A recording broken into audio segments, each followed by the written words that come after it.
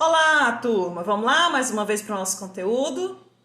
Então, essa é a aula 3 do capítulo 11 que nós estamos estudando sobre política, poder e Estado. E o nosso tema agora vai ser sobre os contratualistas. Os contratualistas, o que o Estado pode fazer?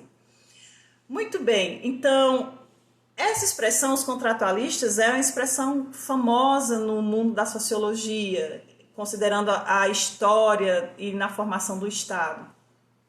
Então, a gente vai ver que esses contratualistas, eles recebem esse título por uma razão bem óbvia. Eles analisavam um contrato aí entre duas partes, que a gente vai já ver quais são essas partes. Quem são esses contratualistas? Na sequência aqui da imagem, da esquerda para a direita, nós temos o primeiro, Thomas Hobbes, o segundo, John Locke, e o terceiro, Jean-Jacques Rousseau. Então, são esses três autores que a gente vai se basear para analisar esse modelo de Estado. O que o Estado pode fazer? Vocês já pararam para pensar qual é, afinal, o papel do Estado? A nossa sociedade, várias vezes, ela discute e há grupos que divergem muito sobre o que o Estado pode fazer, até onde ele pode ir. Isso em vários aspectos, na economia, na questão dos valores sociais, nos valores familiares, em vários sentidos. Então, esses autores, eles já discutiam sobre isso há muito tempo atrás. Vocês vão ver que eles são contemporâneos aí do século XVI, século XVII, século XVIII. E a visão deles influencia muito sobre o papel do Estado até hoje. Certo, turma? Então, vamos lá, nos aprofundar. Primeiro, essa ideia de os contratualistas, esse título que eles receberam, não é à toa. Deriva de que esses autores eles tinham uma visão de que haveria aí um contrato social entre essas duas partes, entre o Estado e os seus cidadãos. Então, é uma forma de analisar, qual deve ser, afinal, o papel do Estado. Então, esses autores, eles desenvolveram essa visão.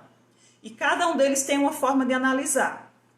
Então, primeiro, eles analisam que essa criação do Estado seria como um contrato social entre os seus cidadãos e o Estado. Então, cada um deles, aí a gente vai ver quais seriam os termos do contrato, segundo cada um desses autores, né? Em que circunstâncias esses cidadãos aceitariam a criação do Estado e aceitariam se submeter ao Estado, sob que condição? Então, é isso que a gente vai ver agora. Antes da gente se aprofundar no pensamento de cada um deles, só tentando esclarecer o que seria o estado de natureza. Ao longo da aula de hoje, a gente vai falar muito sobre o estado de natureza. E o que seria, afinal, esse estado de natureza? Então, de maneira muito simples, seria a vida sem o Estado, a vida antes da criação do Estado. Já tiveram curiosidade de parar para pensar sobre isso? Para e pensa, como seria a vida sem o governo? Se não tem o governo, consequentemente não tem o poder legislativo, executivo, judiciário. E aí, o que mudaria nas nossas vidas? Isso seria bom ou isso seria ruim? Já pararam para pensar? Até hoje, existem ideologias que defendem a vida de uma sociedade sem o Estado. E não é difícil você encontrar pessoas que defendem isso. E não são necessariamente só os anarquistas, que são contra o Estado. Mas tem outros grupos também, os libertários, que defendem um modelo de sociedade sem essa figura do Estado, sem esse poder central que domina sobre as pessoas. Então, quando a gente fala em estado de natureza, seria a vida sem o papel do Estado. Seria a vida, e aí as imagens sugerem um modelo de vida bem primitivo, antes da criação do Estado. Como seria? Seria bom ou seria ruim? Aí a gente vai ver a visão de cada um dos autores, como seria essa vida no estado de natureza. Certo, turma? Deu para compreender? Então, começando por Thomas Hobbes. Thomas Hobbes é o autor que tem a visão assim mais negativa da vida em sociedade sem o Estado. Na visão dele, a vida das pessoas seria uma vida pobre, miserável, sangrenta, seria uma guerra de todos contra todos, porque as pessoas elas não teriam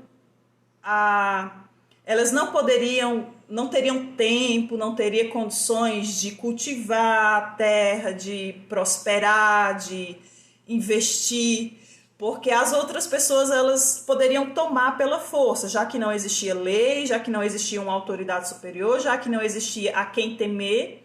Então ele imaginava esse cenário de uma guerra de todos contra todos. O homem seria lobo de si mesmo. Então, ele é o que tem essa visão mais pessimista da vida sem o Estado.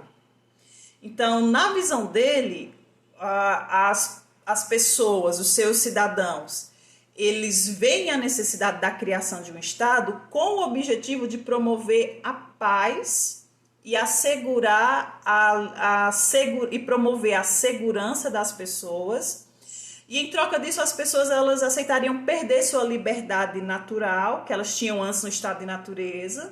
Lá no estado de natureza, elas não tinham a quem obedecer, não tinham regras para cumprir, não tinha ninguém que dessem ordens para que elas obedecessem. Então, as pessoas aceitariam se submeter totalmente, absolutamente ao Estado, a um soberano, em troca de que ele promovesse a segurança das pessoas e promovesse a paz. Certo, turma? A imagem aí que vocês estão vendo, ela é bem sugestiva e ela é um clássico da sociologia. Vocês estão vendo uma figura aí que lembra um livro dele, famoso, que se chama Leviatã. E nesse livro, Leviatã, ele traduz a imagem desse soberano.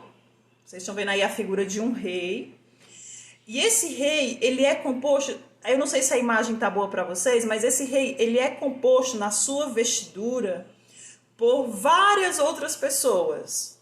Então, tem aí uma sociedade, um grupo de pessoas que formaram esse gigante com o objetivo de proteger o seu povo, a sua sociedade. Então, essas pessoas, elas abrem mão das suas liberdades naturais em troca da proteção do soberano. Certo, turma? Então, esse é o modelo de Estado segundo Thomas Hobbes, na visão dele. Ok? Então, o Estado ele seria criado com esse objetivo, de promover a paz, já que ele imaginava um cenário de vida trágico, de violência, de pobreza, de miséria, sem o Estado. Em seguida, a gente tem a visão do John Locke sobre o Estado. E aí vejam bem, como seria a vida no estado de natureza segundo John Locke? John Locke ele já viu um cenário mais positivo, ele não via tanta miséria e pobreza como Thomas Hobbes imaginou. Na visão dele, as pessoas elas já tinham as suas liberdades, elas já tinham os seus direitos naturais, que já nasceria com as pessoas, e que elas já tinham as suas liberdades também. Então, ele imaginava um cenário mais otimista em relação a Thomas Hobbes.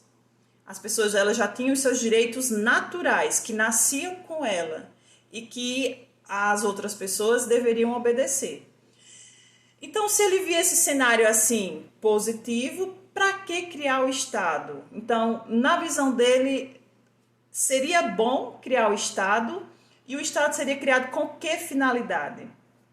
Então, John Locke imaginou que ao longo do tempo haveria divergência entre as pessoas, principalmente com relação à propriedade de bens, divergências, conflitos com relação à posse de bens, que poderia haver entre as pessoas, conflitos de terras, por exemplo. Então, ele imaginou que seria necessário a criação do Estado com o objetivo de julgar, de ser juiz, já que as pessoas elas não seriam, nós não somos bons juízes de si mesmo, de nós mesmos. Então, o Estado ele nasceria com esse propósito de julgar o conflito entre as pessoas, e esses conflitos ele imaginou que seria com relação à propriedade de bens. Então, o Estado ele nasceria com o objetivo de proteger a propriedade privada.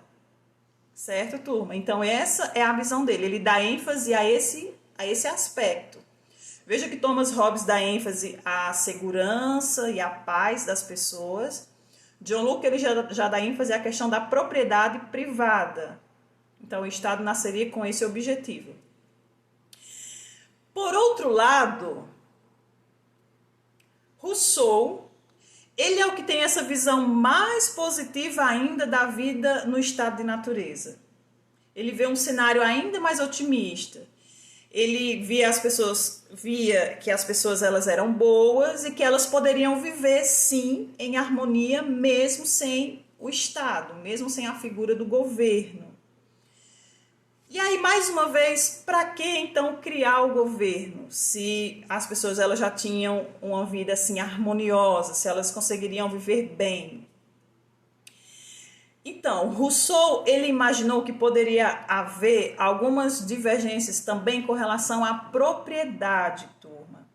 Que ao longo do tempo, conforme as pessoas fossem crescendo e prosperando, as pessoas elas poderiam se tornar egoístas e poderia haver conflitos entre as pessoas. Então, ele vê um cenário aí de maneira semelhante a John Locke, com relação às propriedades, que poderia, ao longo do tempo, poderia haver conflito entre as pessoas por conta desse crescimento que poderia acontecer espontaneamente. As pessoas elas iam crescendo, iam prosperando, e isso poderia gerar conflitos por conta do egoísmo que havia nas pessoas.